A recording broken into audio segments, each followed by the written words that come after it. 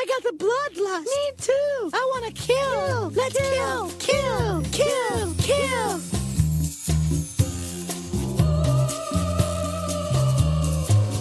Hello, listeners, and welcome to The Bloodlust. This is your go-to podcast for classy broads talking horror since 2014. This is our 300th episode. And first ever video episode. This is what we look like. Hi. Is this exactly what you thought we would look like? I've often told you listeners that I have a face for radio, and that's true, and that's why we don't do video episodes. How dare! Don't make fun of that baby. But at least Kay is cute. That's true. My name is Amy. I am your fearless leader, joined as always by my lovely and talented co-host, Kay. That's me. That's Kay. Show them your shirt. Other way. Mirrors are hard. You did it. Cute. Boo. As I said, 300th episode. This is our Women in Horror Spectacular. Because, as you know, we've been doing horror homework. We just did Black Horror History Month, belated last time. And now we're back with Women in Horror. Also belated because it's, supposed to be March. And it's April. In fact, it's almost May. And sorry about that delay. We're busy. We got back from our cruise last Saturday and really didn't have time to watch 3 movies and figure out how to do a video podcast and all of that in a day, so. And my work's being jerks and making me work extra hours. Tens and Saturdays. Tens across the board. Yeah. So, we're delayed, but we come to you now as cruise people. That's right. Not something that I thought would happen, but... Amy was already looking up our next cruise before we hit the airport to go home. It was. I gotta say, this is not a paid promotion, but Virgin Voyages, guys. Virgin, if you want to send us. We loved it. We think you should go. As podcasters. It was really gay-friendly, really diverse as far as who was on board. It was very clean. It was really fun. Everyone was super friendly. The food was amazing. Every night had a theme night. So we had a pajama party. We had a red night. We had a glitz and glam night, which actually I didn't make it glitz and glam too. But...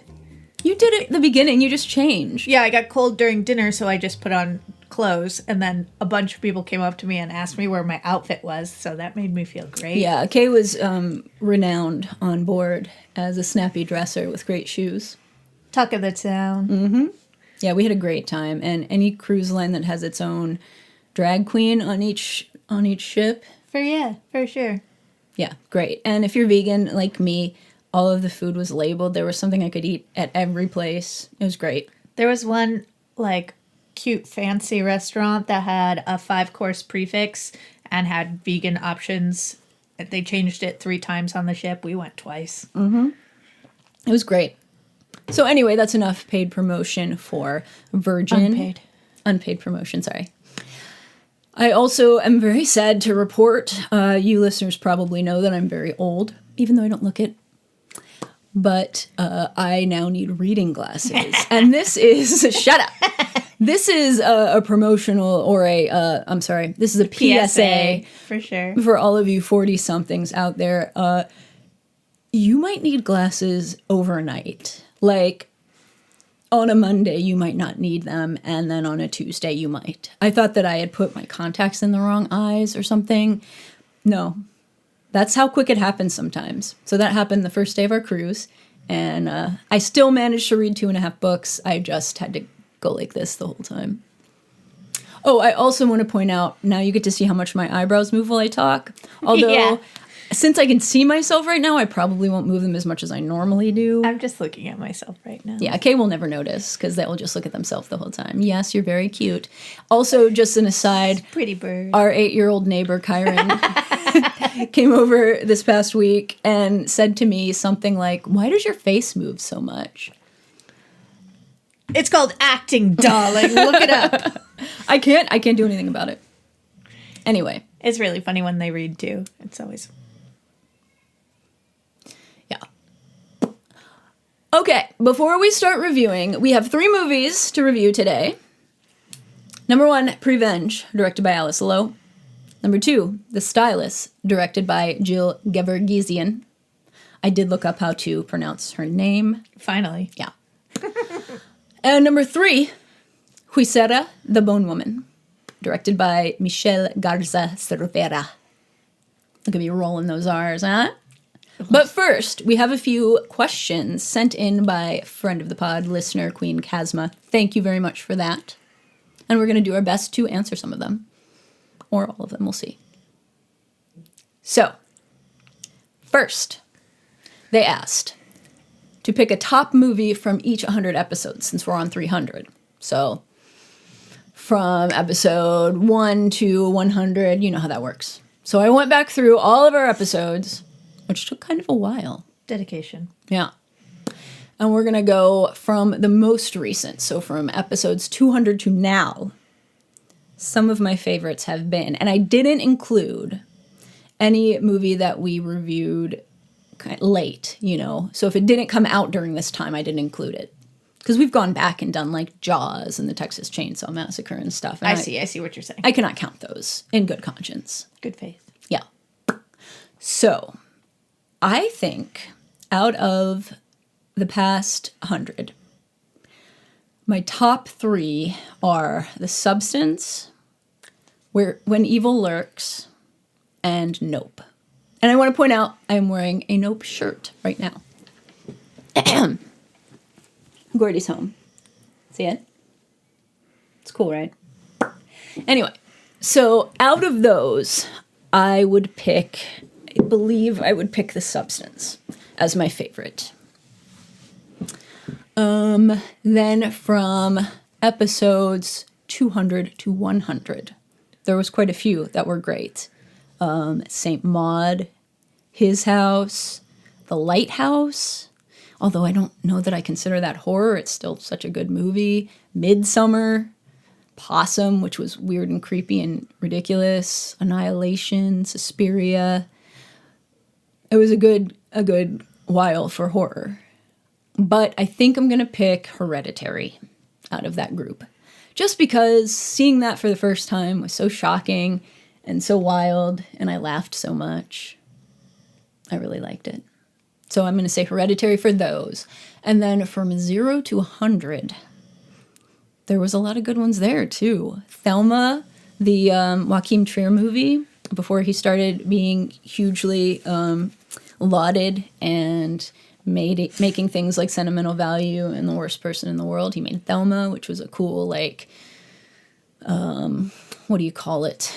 Telekinetic girl lesbian movie. So, not Anne Louise. No. Sin Louise.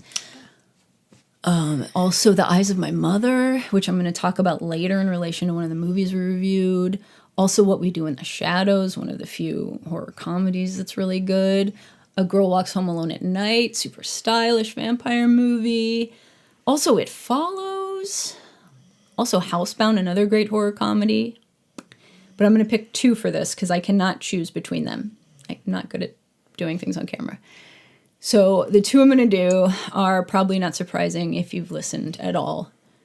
The Babadook and The Witch. And I didn't go back and do any of that, but I'll stand by The Babadook because we just rewatched it and it slaps. It sure does. You're not wrong. So that is what I think. The Witch and The Babadook kind of tied Hereditary and The Substance. Next. Anything you hope to change or try for the podcast by episode 400? I would say maybe more video. People seem to like it. And probably better quality video since I don't really know what I'm doing yet. This one might be perfect. It might be. It just might be perfect. We'll see. Since I don't have any editing software anymore and I'm going to use whatever YouTube has, we'll see how that goes. Oh, something that you hope to change in the world, change in the world of horror. I'd like to do away with the cracky poppy thing, the weird neck twitching. That drives me crazy. I would like to see more stories by women, more stories by people of color, indigenous people. I would like to see more good horror series, more good horror novel adaptations. Housemaid's right up for you to watch. I would also like to see more indie horror in theaters. I don't really see a lot of good horror movies coming to theaters anymore, and I would like to see that happen more. Most anticipated film for 2026. Right now, it's Hokum. I'm interested in the new Damien McCarthy movie starring Adam Scott, which is going to be our next movie, by the way. And I'm interested in The Devil Wears Prada, too. We'll be going to see that soon. We'll let you know. It has devil in the name, so it's horror. I'm pretty sure. Okay, what is your favorite dish to make?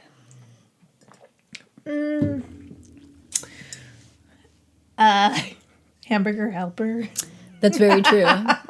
Tell them why. I don't know. It's just very nostalgic. I found a pretty good vegan recipe for it. Tastes exactly like the bok shit that my mom used to make. Yeah. It's very good. I made it for my parents one time, and they both got seconds. They thought it was the best meal that I've ever prepared.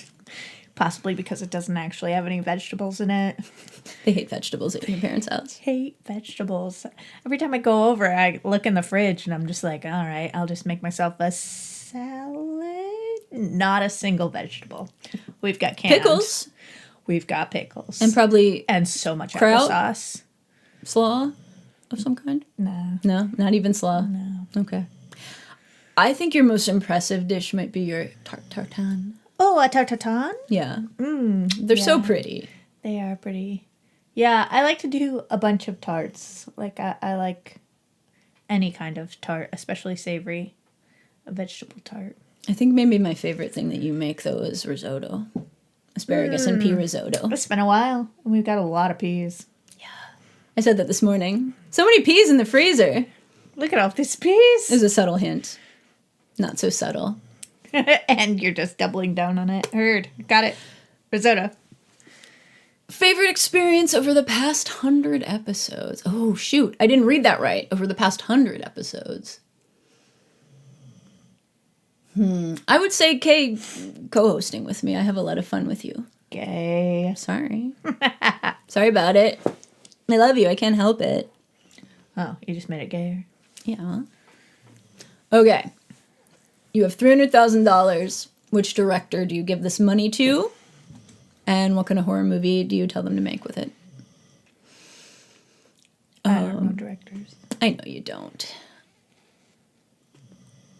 I mean, I think I would give it to Jennifer Kent and beg her to make another horror movie. Jennifer Kent made The Babadook. Oh, okay. Stay on theme. I don't believe her budget for The Babadook was much over that, but I'm not positive. So I would say maybe her. What about directors that don't normally make horror?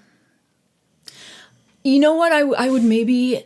I really love Peter Strickland, the guy who made Barbarian Sound Studio, the guy who made The Duke of Burgundy, that one about the dom sub ladies.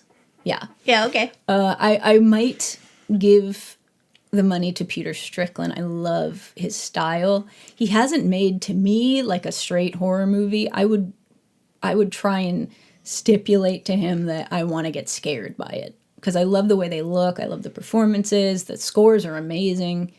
Just try and creep me out more. I'm really feeling the fact that I was not in a professional job during COVID because I don't really know how to do this. What do you mean? I feel like everyone else has had a good amount of time to learn how to do the Skype calls and shit. And I was a server, so we weren't doing this. You just gotta do the same thing we do when we podcast. No, I'm just looking at myself like a pretty bird. Well, yeah, that happens. You're gonna get distracted by seeing how cute you are. Yeah. Finally, when can we expect you as guest judges on RuPaul's Drag Race or Dragula? Bless you for asking. Bless your heart. I really wish. My question for you, what do you think about the winner of season 18? Who was it? Mikey Meeks. Oh, I know. Just kidding. I know. You knew. I picked Mikey so far ahead of time. I just bebop in and out of the drag race episodes, you see. Mikey was my pick. I think she should have won Snatch Game, not Nene. However, I think Nene did better in the finale than Mikey. I think her performance of her like original song was the best by far, and I think she won the lip sync. But I get it. She's not the most charismatic of the three. But yeah, God, I'd love it. I started watching Drag Race France All-Stars this past week, and UK and France are my favorites, and I was really excited to see that France has an All-Stars, so I'm psyched about it. And Nikki Doll is the best host. And I won't be taking any questions further on that. The floor is not open for questions. That's correct. Yeah. All right, without further ado, let us get down to the movies at hand. First up, Prevenge. You want to do the stats? No. Okay, Thank I'll you. do them. Prevenge. None of these movies were rated by the MPAA, by the way. Probably because two of them are foreign. The Motion Picture Association of America. Association of America. Probably because two of them are foreign, but also because women written directed movies don't get as much promotion and publicity, and so of course they were not wide releases, these movies. That just reminds me of Suffs again. Yeah.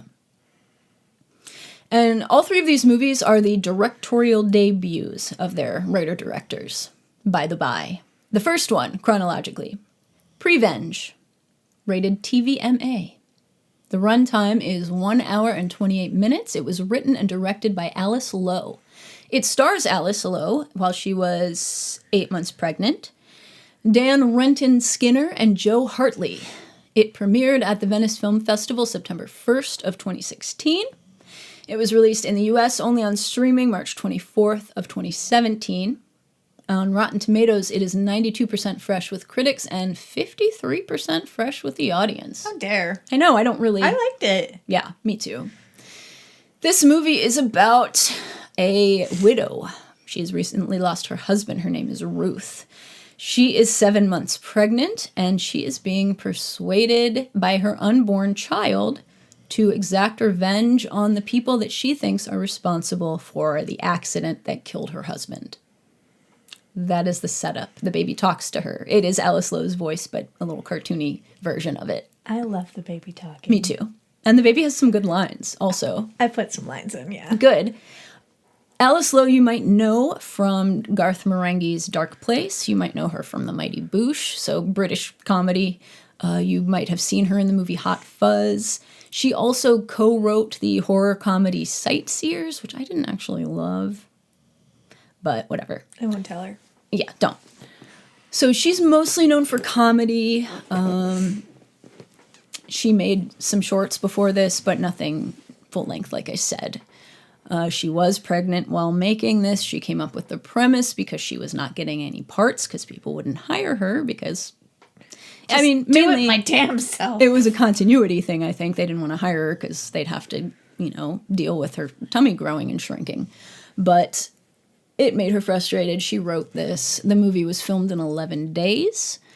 The baby in the movie that is eventually delivered was her actual baby 10 days after she was born. I found that she actually has made another movie, this movie Time Stalker, which has been advertised to me, and I didn't realize it was her, which is available on streaming. That came out in 2024. So I'm excited to watch that because it sounds pretty cool. What did we think about Prevenge? I don't know.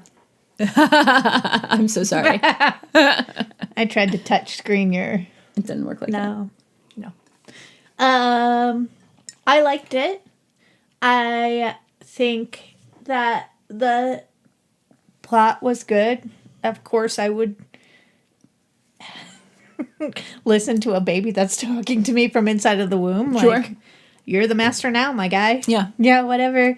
Also, my husband wouldn't be on a rock climbing trip. The end. while I was pregnant. Yeah. Nah.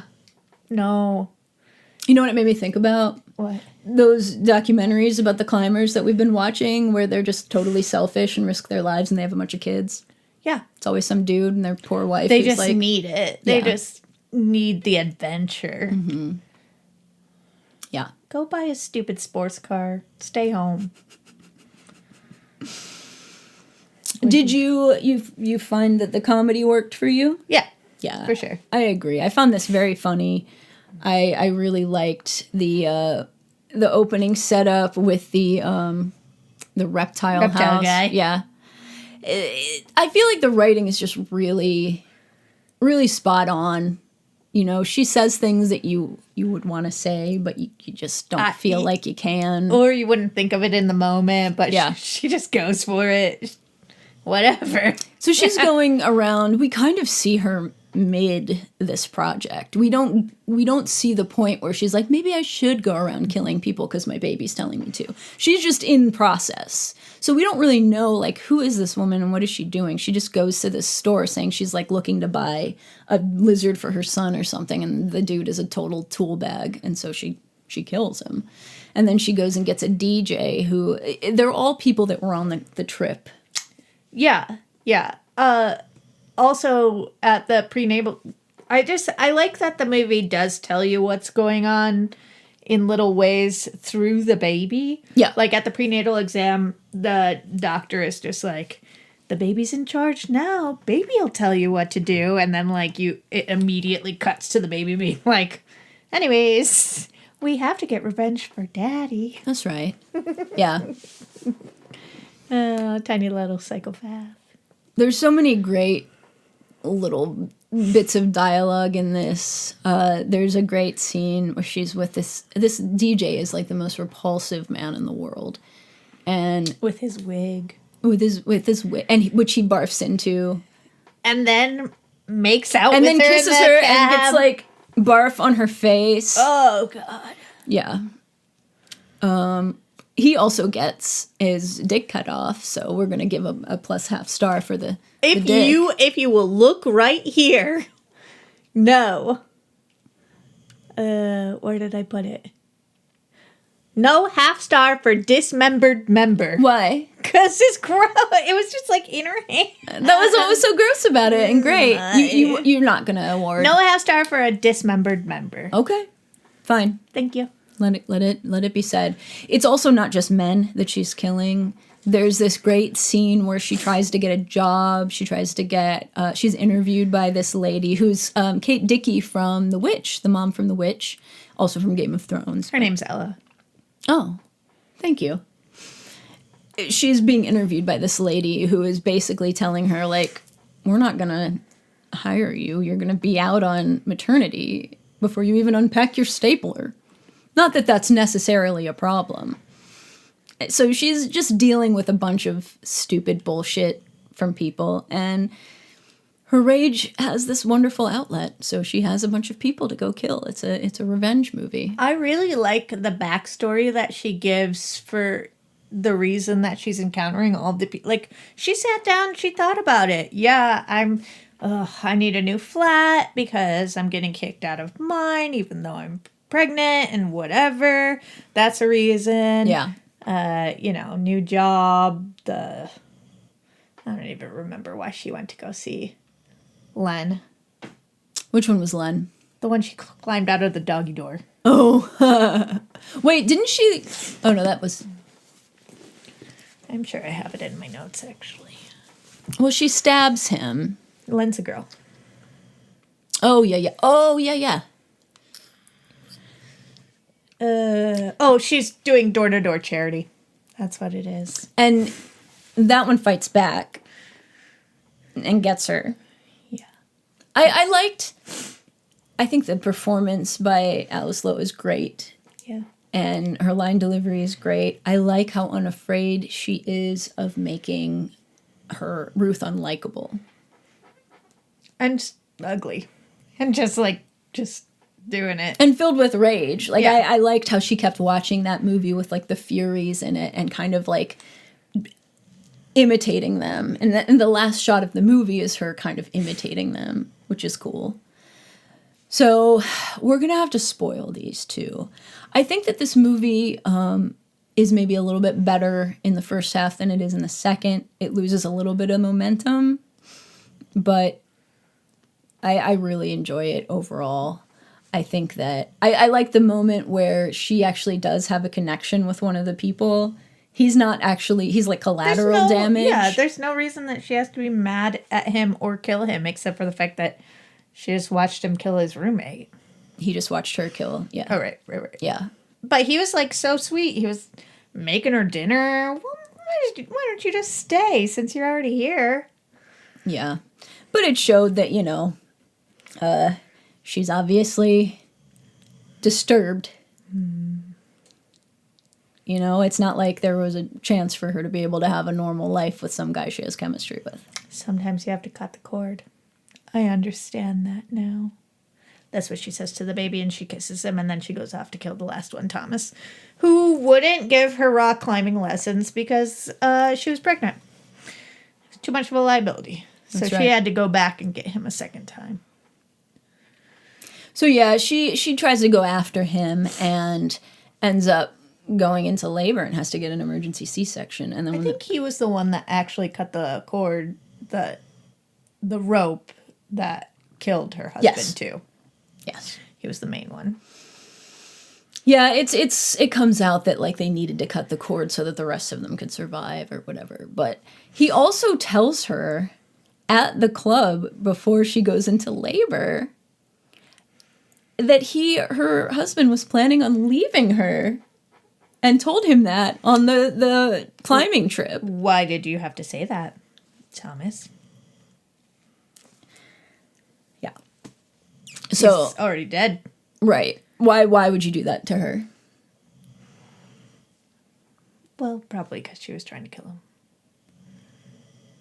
He was trying to be like sympathetic to her in that moment. Oh. Wasn't he? It was some bullshit. Anyway, baby is born, and then she realizes basically that it was not the baby. The baby is normal. The baby's normal. So she's like, okay, fair. well, I still need to do this. So the last shot is her seeing her final victim, the guy that actually cut the cord on the cliff, the very same cliff that her husband fell from, and going up to push.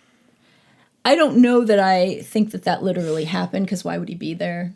And why did she see him as her husband when she first walked up? Sure. I'm not positive that really happened, but I like that it ended on that. Do you think she jumped? No. All right. I think that it is possible that you might not like this movie as much as we did if you do not like British humor. Sure. It's not for everybody. It is a different kind of style, I think. And but I like it.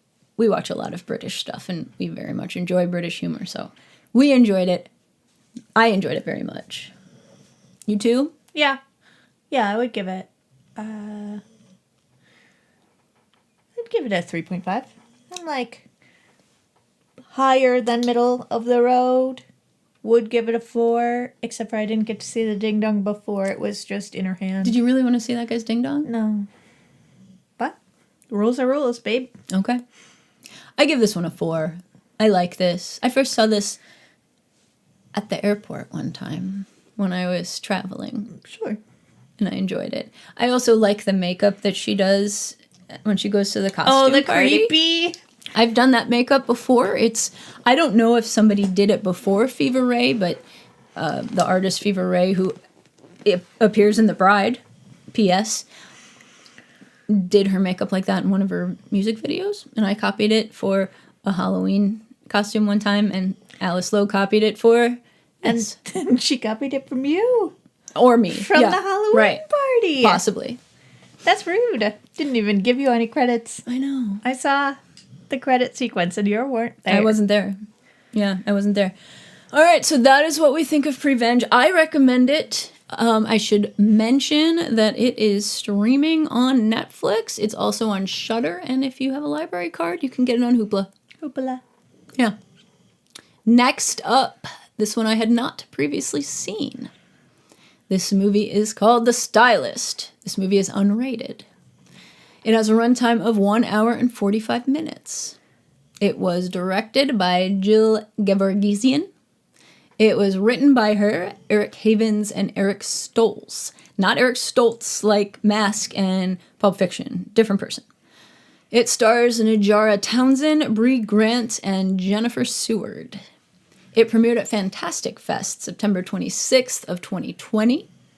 It was released in the US streaming only March 1st of 2021 on Rotten Tomatoes. Again, 93%, fresh with critics, 42 with the audience. So not exactly the same, but still a giant disparity. Yeah. I think you might find that there's a trend here with female-made things being rated highly by critics and not so highly by the audience. What do you know about that? What you know? This movie is about Claire. She is a hairstylist. She is very awkward, and she's also very lonely. Occasionally, she scalps her clients and then keeps their wigs that she makes from them in this basement dungeon room. So that's her hobby. So everyone needs a hobby. Yeah. A bride-to-be, who is one of her clients, convinces her to do her wedding hair and kind of brings her into her circle of friends. And Claire is very excited by this. Unfortunately, she is too weird and she screws it up. Spectacularly so. So much. Yeah. Jill Gevargizian, or Jill 6, as she sometimes goes by, is also a hairstylist as her day job. This is based on a 2016 short that she made. She has a cameo as one of the victims here. This is the long-haired, long black-haired girl with all the tattoos. That's correct. I loved this movie. You loved it? It's a 4.5 for me. Really? It would be a perfect 5 if I understood a little bit more of, like, why. Why is she so weird? Also, it was just so uncomfortable. Her style was so adorable. I fucking loved every part about it. Everything made me cringe so bad. Made me so, like... Awkward, God. So awkward. It was like my heart was racing. But then they did these, like, montages of, like, her playing with the hair and the scalp and, like, what's ASR for... ASMR? For visual. I don't know. Well, it tickled your I just sweet loved spot, it. I was like, I can... Watching that makes me feel like I know exactly how that feels, and it's just so relaxing having a hairdresser, like, give you shampoo nice your hair and just play with your hair, yeah. Oh, God, I loved it. I loved every second about it. I really liked how this looked. Yeah. It was very pretty. She does a really good job visually with, like, it has really kind of giallo vibes, giallo colors. Giallo. It's got beautiful colors. The montages were cool. They were kind of long for me, but... Yeah, I mean, I liked the first one. I liked the second one. The third one, maybe a little too many times, but I still loved it. I think this one was a little long, personally. Yeah. It could have been cut about 15 minutes, I would say. You got to get to that bride. Yeah. But I liked a lot of the backstory of the, you know. I liked also the fact that they went into, was it Brea? Was that her name? What was her name? The hairstylist? No, her name was Claire. What was the bride's? Olivia. Where'd I get Brea? That's the actress's name, I think. I liked that they went into her life as well a little bit. Yeah. Although she uses split screen here, and while I like split screen, they didn't need that at all. That seemed a little... It didn't match up well enough to have the split screen look effective. She just really wanted to use split screen, I think. Yeah.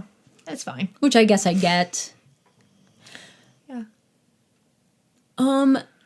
I feel like the director didn't give us a lot about who Claire was, but the performance and the way that Claire reacts to things gives us a pretty good idea of what kind of person she is. Like she is very anxious, and she is very, very hard on herself. Yeah. You see her like abusing herself in the car after she has bad interactions Just with like people. the slight, like, yeah, I guess that was a little uncomfortable to say, but like, everyone's just gonna let it go. Fuck you! I can't believe you said that. Fuck. It's like the equivalent of like a server telling you to enjoy your dinner and you say you too, and she goes into the car and like freaks out about it. The only thing that I didn't quite make a connection with personally is like, how does that transition into wearing someone's hair? I guess she wants to like step into Their lives. and pretend that she's them instead of her, I guess. I think she looked the best in the first scalping. Yes. The little short, like real dark bob. That character, or that actress, generally I think most people look good as redheads, but she... I think she looked fine as a redhead. Yeah, but she looked way better as a brunette. Yeah, I did not like her as a blonde at all. No.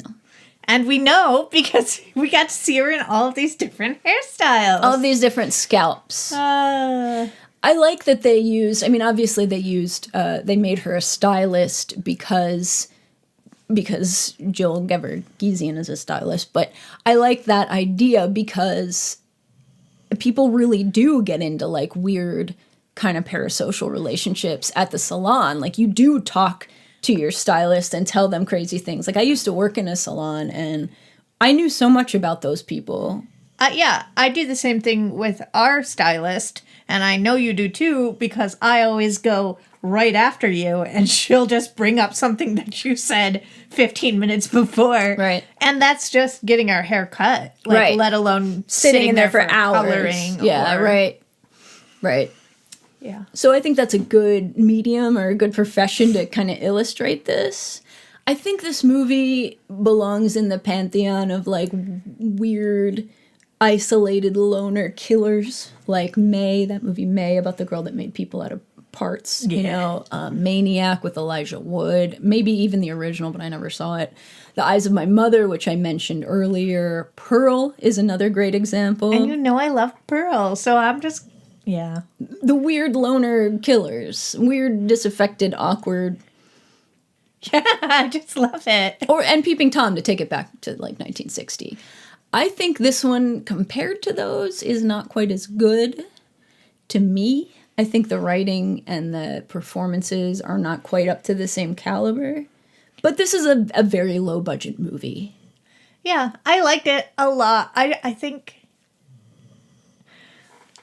that it had such a fun sense of play. Like, it's just like, why are you keeping their hair? I don't care. I'm just kidding. I don't care. Remember when she killed the Dawn, the coffee shop? Just because she was mad because those people talked about her. Yeah, but also like, and then that's the only one that we saw her actually like clean up after. She barely cleaned up. How did she dismember that body in a coffee shop? Espresso cup? Did you cut it up with an espresso cup? With the thing that you get the foam off the top with. Yeah, they don't show anything about what she's doing with these bodies, and them finding them at all. Or honestly, if they're actually dead, because Dawn did wake up when she like missed and went down into her eyeball. Yeah, because she basically just drugs them and then scalps them and then leaves them to bleed to death. Yeah. In this movie and in Prevenge, they really just act like there's no big deal. There's no consequences. No one's coming for deal. them. They just don't. They ignore that part, which honestly, I'm okay with that.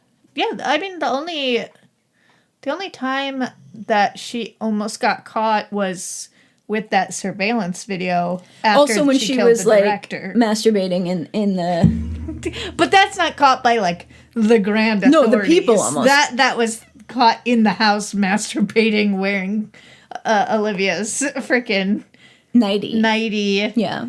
Using her vibrator. That's right. I also really like that they did that because, I mean, as much true crime as we watch, serial killers often break into people's houses and steal their things or just go through their things. That's a big MO for them. Yeah. So the fact that she actually had her doing that tracked to me. I really thought she was going to put on the wedding dress So did that time. But I'll take nighty and masturbation. Sure. I'll take it. Any day. Any day. Points for not killing the dog. Yeah. Points for having a dog and not killing her. That was the director's dog. If I made a movie, I would also put my dog in it. Also, oh, sorry, go ahead. I was just going to say that the voiceovers were not great. Half the time we couldn't hear. Yeah, the sound mixing wasn't very good. There was also, I felt like the score was a little bit weird. There were some moments where I felt like there should be some music, some backing, and it was just silent. And it felt odd, like they almost forgot in that moment, because I couldn't think of a real reason why. And why did they have that weird mashup for Here Comes the Bride? Oh, yeah, that, I guess just to make it feel more off-kilter. It was weird. Yeah. I found it awkward and it made me anxious too. The next movie did the same thing for me a lot. I think her self-loathing and her awkwardness was just really hard to watch sometimes. More so than the gore. I loved it. I think we predicted the ending pretty easily. Oh, yeah. And pretty early. But it was fun to see it happen. Yeah, it was fun to see it happen. And I think it has a really nice climax. I think the climax is really well done. I will say the fact that she was excited about that wedding hair. That's in my notes too. Like, that wedding hair? she loved it so much. What they did was just like a loose curls that she didn't even break up. I mean, they're curling iron curls. And put a little bit in the back.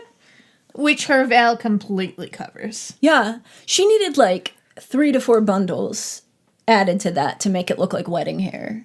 It was so flat. It had a center part, and it was just a center part. I ask you. So this the day of your wedding. I don't get that exactly, being that Jill Six is a stylist. Maybe she don't do a lot of wedding hair though. Well, neither did this stylist. No, that's true. That's true. What do Are you trying to talk me out of a 4.5? Okay. No. Down to a 4. No, I'm not trying to talk you out of anything. I give this a 3.5. I like it. I recommend it. It's a little long. It's a lot uncomfortable. It's very uncomfortable. It looks really nice. And like you said, it bears repeating. The costuming is really good. It's so cute. Yeah. And I loved watching her with the stupid scalps on. For some reason, she cuts it like way down the forehead. Yeah. So that there's like a defined bloodline. When she puts on... Also, she like never wears a bald head or a bald cap. Yeah. Skull thing. And she barely... She'll put her hair up with like 2 bobby pins. So it falls immediately down. Yeah.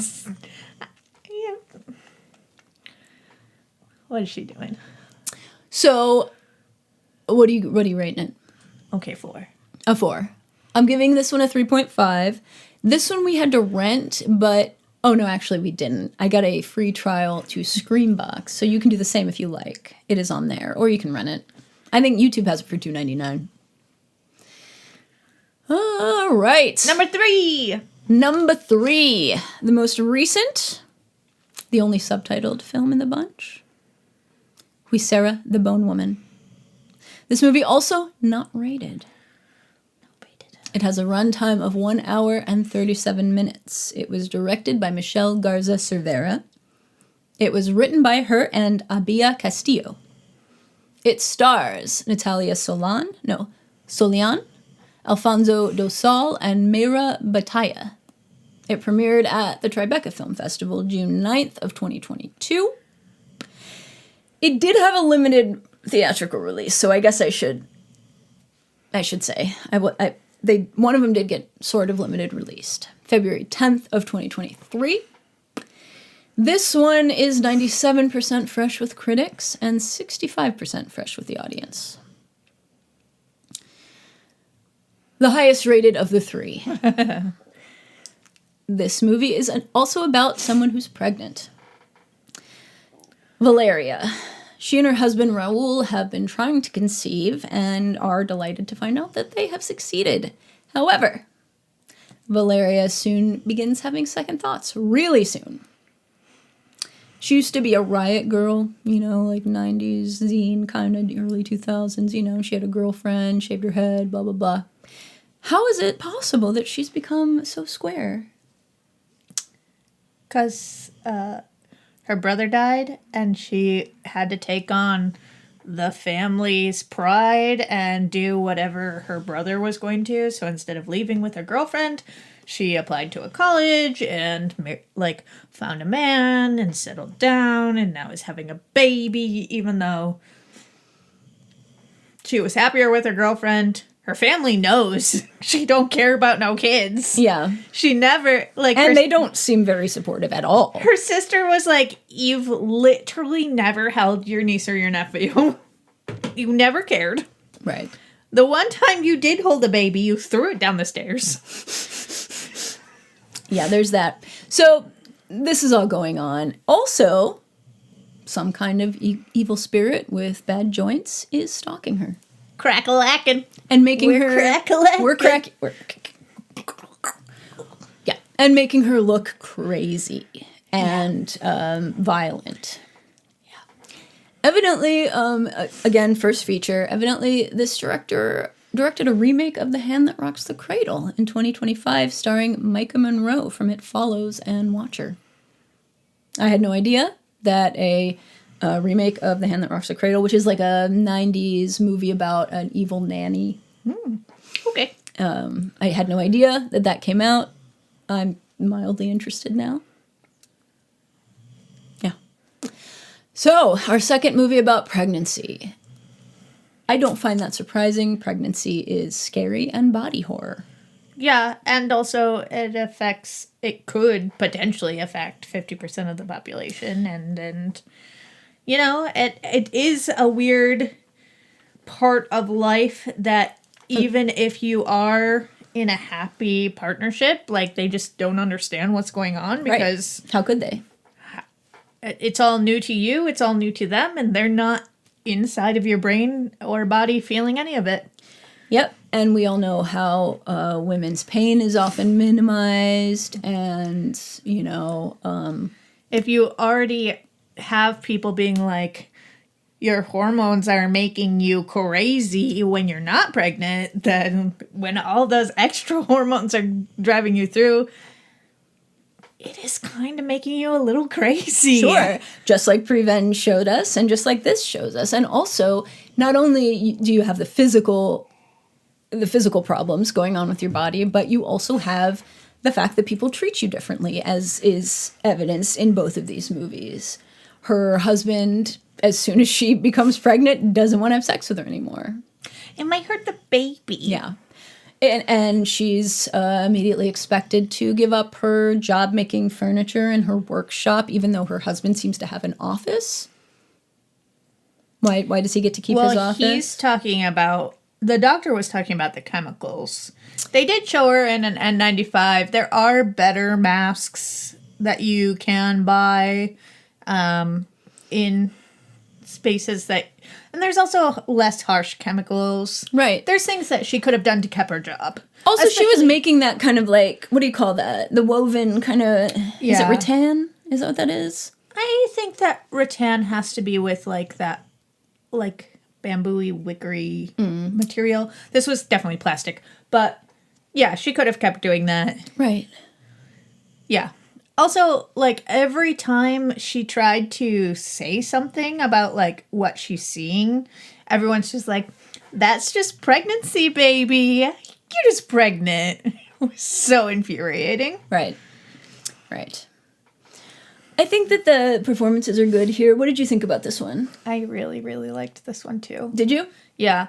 I thought that it was very frustrating that, you know, she sees something and can't show it to her husband, whether it is real or not real. That's not really the point. Like, even if she is hallucinating these things, something we need to look into Support anyways. her. Right. I agree. I think that her husband is the worst. The worst. And her family is the worst, except for her lesbian aunt, who is the only person that helps her. Yes, well, her Tia. lesbian aunt and her girlfriend are the ones that help her. But they're almost like cartoonishly shitty. So I think maybe just a little bit too cartoonishly bad. Yeah, they tipped their... Just not They supportive. tiptoed over the line a little bit too far. Yeah. But it's rooted in the way that they absolutely would treat her, I'm sure. Yeah. I think that they do a really nice job here. And what I liked about this was how much they go into her backstory, her history, and how that's affecting her. I think that the characters that they choose for the flashback are terrible. Oh, yeah. I don't know why they wouldn't have just used the same characters and tried to de-age them a little bit with makeup and outfits and stuff, because they don't, it's a little confusing because they don't look at all like the people they're trying to play. Yeah. That's we get one mention of, like, a shaved head. Yeah. And you can't even, like, the one girl's hair, I guess, looks similar in a way that she was a teenager and didn't know how to style curly hair, and she knows how to now. Right. But then the main character, yeah, you don't even have the hair as reference. Just a bald, blondie little kid. Yeah. But I did like the amount of backstory they give her, where, you know, in Prevenge and in the Stylist, we don't get any. In this, they give you some nuance, and it was good. It was well done. I have to deduct points from any lesbian sex scene when they're going downtown and the girl does not put her hair up. Honestly, this one gets points from me. Why is that? They had them actually, like, in positions that are correct. Yes. It's not just two ladies with a sheet pulled up and their hands up here. Right. Just being like, is this what sex is? I just thought Is this right? she needed to put her hair up. Yeah, she had a lot of hair. She would have put and her that hair would have up. definitely been stuck to her. Not and that in we the know. way. No, but I used to have long hair. I never did. Well, I can tell you, your hair goes up. Anyway. I mean, I don't have long hair now and it's up, so. That's true. She reminded me, like, her story rang true to me. Every girl I dated in my 20s was just like this, and they've all gone on to get married and have kids. You know, she is, and probably have gone through moments where it's like, All right. I changed, I have to grow up and do this now. Be straight. and then looking a back family. and think and wondering, you know, what did I miss out on? Right. I thought this looked very nice too. I think that all three of these movies have visuals down. I loved her furniture that she made. Yeah. The crib was The crib adorable. was so cute. The rocking chair was really cute. Yeah, this had a nice. I noticed a lot of stuff about her apartment and stuff being cute in this. Yeah. That mustard velvet sofa. Yeah. Yes. Ooh. Yeah. -1/2 star for killing the dog, and also for keeping the dog on a tiny short chain. Fuck everyone in her family Yeah. for that and for how they treated her. And the kids. Oh The my kids God. were terrible. Their mom was like, don't let them eat candy. Don't let them watch TV. They'll never go to bed. So she's like, cool aunt. She's letting them watch a movie. Her sister calls to check in on her. And the kid turns up the volume so mom knows. Like, kid, we're in this together. I'm being cool aunt. Yeah, they were awful. They were awful. Terrible. This is one of those movies like The Stylist, but even more so, I think, where it's just like she keeps doing things that make her look worse and worse and worse because of these hallucinations or this spirit, or whatever. But what is she supposed to do? Just like assume that it's in her head and let the whatever that's breaking into the house just stay in the house? I guess. It never actually does anything. Well, it does. It puts the baby in the fridge. That was funny. It set the crib on fire. Oh, yeah. Okay. The baby was in the fridge. I liked that part. Where the fuck is that baby? Cold in the fridge. Right. I think this is very honest about the worries that you have when you're pregnant. I don't know for sure, but that's what it seems like. I feel like the way that the monster is personified. This is another movie where like the monster is her worries about her misgivings about pregnancy and or being a mother, and the way that she's changed her life to be more heteronormative and the monster is herself without a butt crack. yeah. Which is also scary. Also scary, yeah. Because how would you go potty? Real mothers don't. Yeah. I don't really get the monster so much in this, but I get that the bone thing is a reference to someone telling her that like when you give birth, it's like all your bones are breaking. So yeah, wait till delivery. It feels like every single one of your bones are breaking. Right. So I get that part. The like lore about Huisera is, I think a Huisera is someone who like takes bones and assembles them to make the person or the creature and then brings them back to life. So I don't understand. I don't really understand going to the brujas. The brujas. Oh, you did it. Don't ask me to do it again. It won't happen. Yeah, that whole part. Other than like us getting to have a kiki with Auntie, with Tia, that I liked that part, but like I didn't need the witch doctoring of it all. I liked that there was like these women that were able to help her. I liked that was why, how they resolved it. I don't think they do a great job of I don't think they do a great job with like the climax of this, with showing the ritual and the necessity of the ritual and stuff.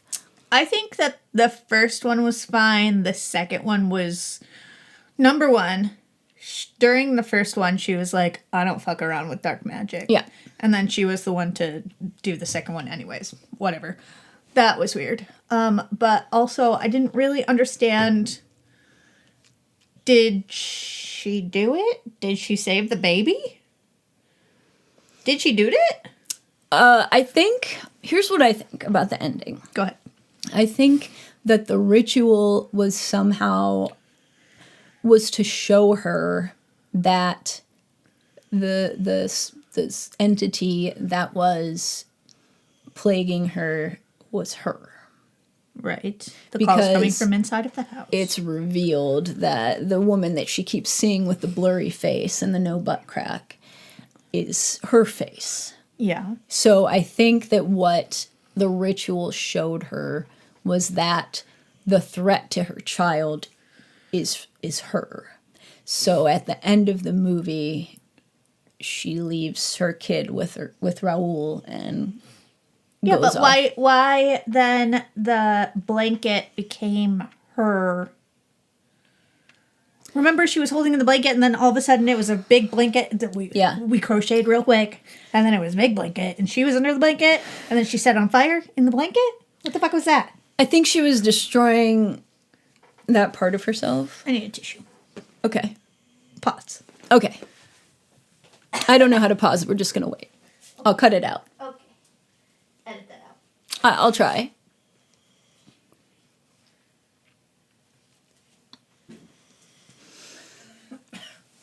can't breathe.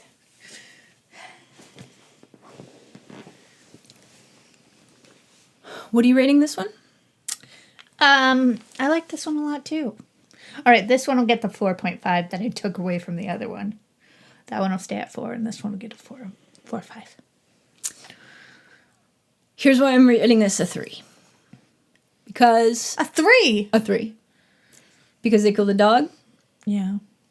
And also, wait, why else? Oh. Because of the cracky poppiness. I hate it. I don't find it scary. I don't think that this movie, as much as I liked the story and the background of the character and the character development of the main character and the Tia and the girlfriend and stuff, I didn't think it was very scary.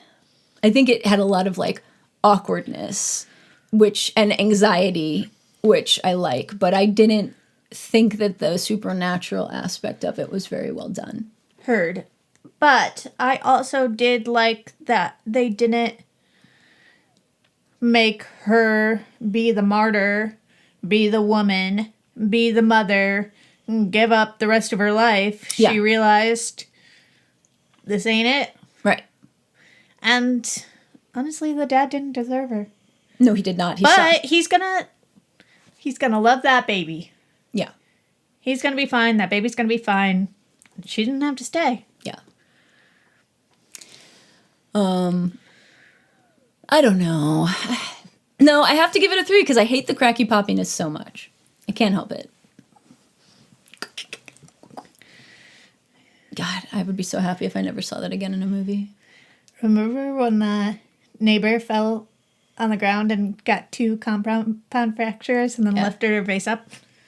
That was pretty good. And it was blurry. Yeah.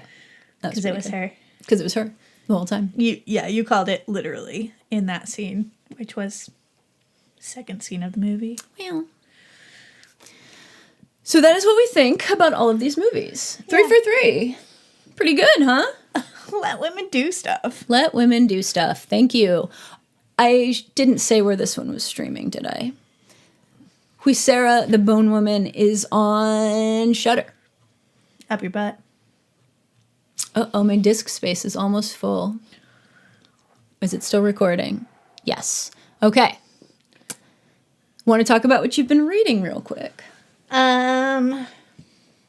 It's hard to describe. I tried to describe the book that I was like, it's a 5 stars. I can't tell you. Just tell them what it is then.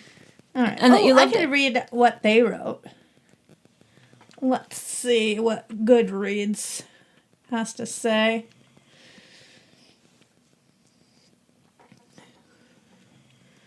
A Game for All the Family by Sophie Hannah. You thought you knew who you were. A stranger knows better. You left the city and a career that nearly destroyed you for a fresh start on the coast. But soon, after the move, your daughter starts to withdraw because her new best friend, George, is unfairly expelled from school. You beg the principal to reconsider, only to be told that George hasn't been expelled because there is, and was, no George. Who's lying? Who's real? Who's in danger? Who's in control? As you search for answers, the anonymous calls begin. A stranger who insists that you and she share a traumatic past and a guilty secret. And then the caller threatens your life. This is Justine's story. This is Justine's family. This is Justine's game. But it could be yours. A dazzling psychological thriller. Perfect for fans of The Girl on the Train and Gone Girl, which both I did like. Yeah. From the author whose work Tana French describes as like watching a nightmare come to life. You loved it. I loved it. It sounds weird. It's weird. And confusing. Yeah, and there's multiple times in the book that they said, you have all the information. You could figure it out. And I like that. I like when they neg me. Yeah. I usually don't know at that point. I have to go back. Which is why I read so slow. I read Annihilation again over vacation because I'm going to read the other 2 books in the trilogy. I loved it. It's great. For our next movie, we're going to be reviewing Hokum like I said, the new Damien McCarthy movie starring Adam Scott comes out in theaters May 1st. So watch it and join us back here next time. May the first be with you. That's right. God, I'm so funny. And charming. And cute. Yeah. Listeners, we hope you've enjoyed seeing our faces and listening to us talk about some lady-made movies. We'd like to thank you for listening. Thank you for joining me. Oh, thanks for having me. Until next time. Oh, keep those cards and letters coming. Yeah. You know how to get in touch with us. I'm scared to go further because I'm running out of room on my computer from doing this video. So, we gotta go. yeah. We'll talk to you in 2 weeks when we review Hokum. Until then, I've been Amy. And I'm Kay. Thank you. Good night. Hail Satan. Praise him. Cheese.